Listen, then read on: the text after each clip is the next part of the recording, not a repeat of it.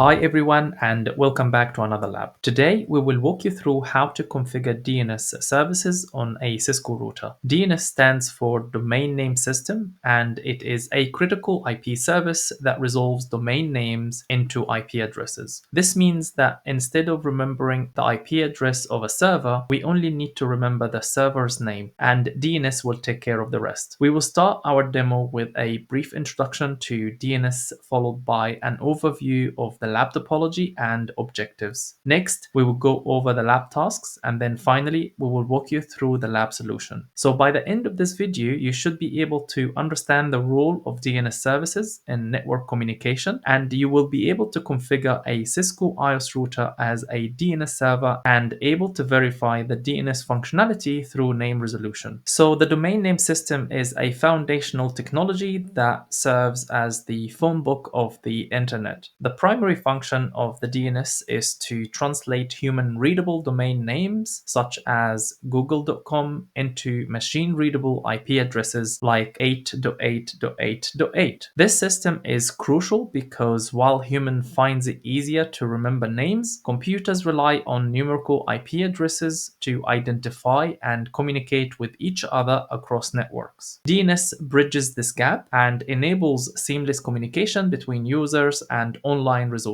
Furthermore, DNS operates in a hierarchical structure that ensures efficiency and scalability. So at the top of the hierarchy are the root servers, which handle queries related to top-level domains such as .com, .org or .net. Beneath these are authoritative name servers, which store specific domain name records, and recursive resolvers, which act as intermediaries by querying multiple servers to resolve a domain name into an IP address. This layered design ensures that DNS queries are handled quickly and reliably, even on a global scale. In addition to its role in domain name resolution, DNS provides other critical functions. For instance, it supports email delivery through MX or mail exchange records, which direct email to the correct mail servers. DNS can also be used for load balancing, where multiple IP addresses are assigned to a single domain to distribute traffic efficiently across servers. These additional capabilities make DNS a versatile component of modern networking. However, DNS is not without challenges. Because it is a critical service, it is often targeted by cyber attacks such as DNS spoofing, cache poisoning, and distributed denial of service or DDoS attacks. And to mitigate these risks, security extensions like DNSSEC,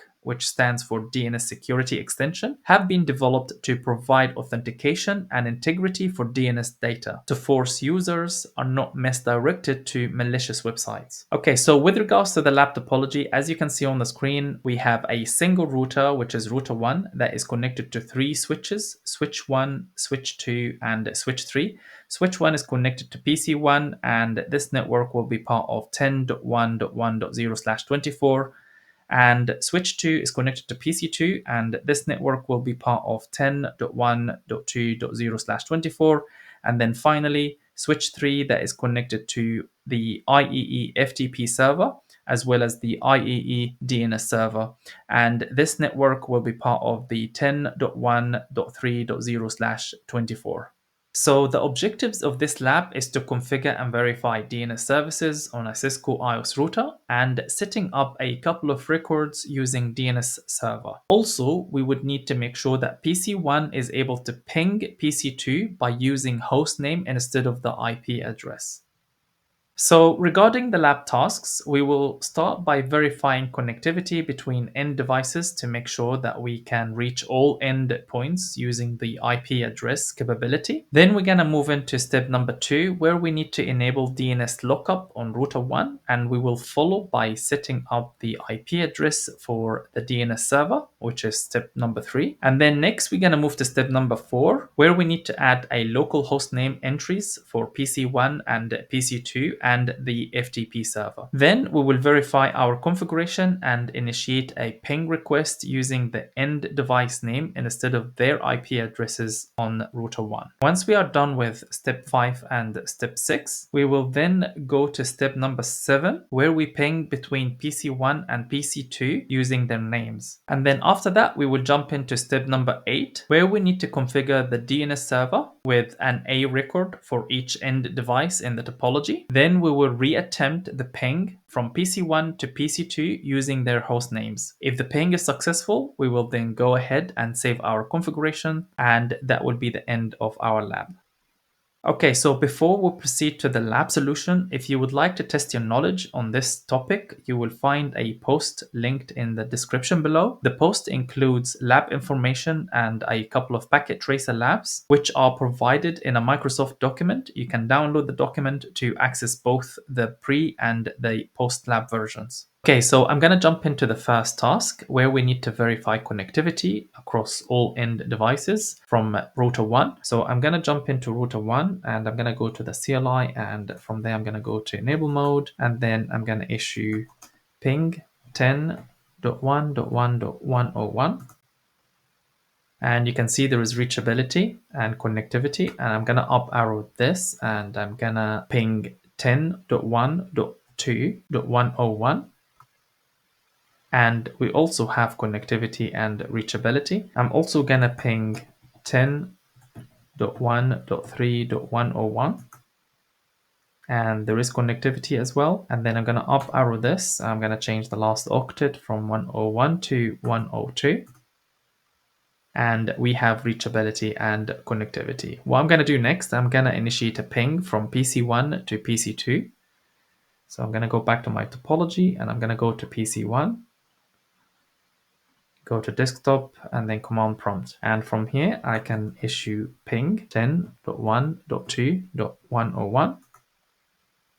And you can see that we have connectivity between PC1 and PC2. Okay, so what I'm going to do next, I'm going to initiate a ping to the FTP server and the DNS server. So I'm going to say ping 10.1.3.101. And then 10.1.3.102. So we have reachability and connectivity. So what I'm going to do next, I'm going to jump into step number 2, where we need to enable DNS Lookup. So I would need to jump into router 1 CLI. And from there, I'm going to go to global config. And I'm going to say IP domain lookup.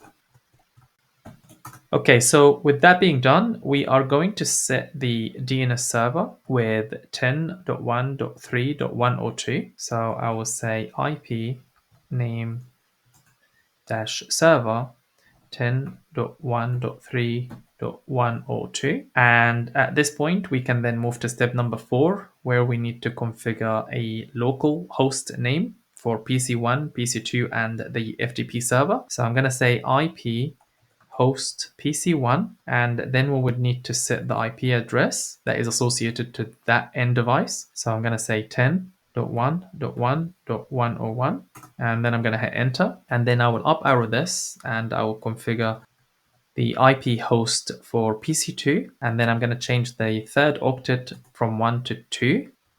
And then I'm going to hit enter. Next, I'm going to do the same for the FTP and DNS servers. So I'm going to say IP host IEE_FTP, and I'm going to set the IP address with 10.1.3.101. And then next, I'm going to set the DNS server. I'm going to say IP host IEE_DNS, and then the IP address is 10.1.3.102. And at this point, we have completed task number 4. We can then move to task number 5, where we need to issue the appropriate command to display the list of hosts on router 1. So what I'm going to do, I'm going to hit end. And then from here, I can say show hosts. And as you can see that PC1, PC2 are associated with the appropriate IPv4 address. And the same applies with the IEE_DNS and the FTP server. So at this point, I can move to step number 6. So from router 1, we would need to initiate a ping request to PC1 and PC2 using their host name. So I'm going to say ping PC1. And you can see that we have reachability and connectivity to PC1. I will up arrow this and I'm going to change the PC1 to PC2. And the same applies for PC2. Okay, so with that being done, we can move into step number 7, where we need to initiate a ping from PC1 to PC2 using the host name, and we would check if the ping is successful or not. So I'm going to go back to PC1, and from here I'm going to say ping PC2. And as you can see that the ping has failed, and the reason why it was not successful is because PC1 and PC2 are configured with 10.1.3.102 as the DNS server, and currently there are no records being configured in the DNS server. And to confirm what I'm saying, I'm going to issue ipconfig. I would actually need to issue ipconfig/all. And as you can see under the DNS server field, you can see that we are using 10.1.3.102. So what I'm going to do, I'm going to go back to my topology, and from here I'm going to go to DNS. And then I'm going to go to services, and from here I will select the DNS services. And as you can see, we have no records that is being configured on that server. So what I'm going to do, I'm going to actually enable the DNS services by clicking the radio button on. And then what I'm going to do next, I'm going to add a new name. So I'm going to say PC1, and then the IP address for PC1 is 10.1.1.101. And then I'm going to hit add. And you can see a new record has been added for a record type. And then what I will do the same thing for PC2. So I'm going to say PC2, and the IP address for PC2 is 10.1.2.101. And I'm going to hit add. And then finally, and for the sake of it, I'm going to also add the FTP server. So I'm going to say IEE_FTP. And then the IP address associated to this is going to be 10.1.3.101. And then I'm going to hit add. So what I would do next, I'm going to go back to my PC1. And from here, I'm going to up arrow this to try and attempt another ping request from PC1 to PC2 using the host name instead of the IP address. So I'm going to hit enter. And right away, we have access to PC2 using the host name. If I up arrow this and change the host name from PC2 to IEE_FTP, you can see that the ping is also working. Okay, so what I will do next, I'm going to go back to my topology, and I'm going to go to PC2 and try and do the same thing. So I'm going to go to desktop, and from here I'm going to go to command prompt, and I will try to reach PC1 using the host name.